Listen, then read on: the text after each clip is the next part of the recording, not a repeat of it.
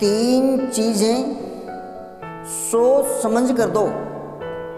Number 1 جواب، number 2 صلاح، number 3 ادھار۔ 3 چیزوں کو کبھی چھوٹا مت سمجھو۔ نمبر 1 مرض، نمبر 2 فرض، نمبر 3 قرض۔ 3 چیزیں سوچ سمجھ کر اٹھاؤ۔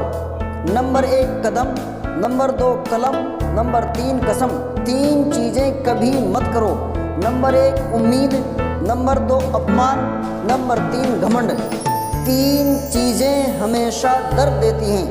نمبر 1 غریبی، نمبر 2 دھوکہ، نمبر 3 یادیں۔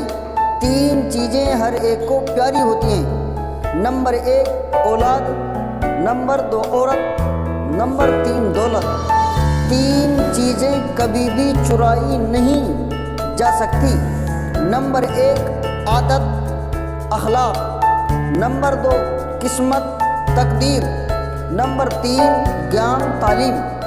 پلیز ہمارے چینل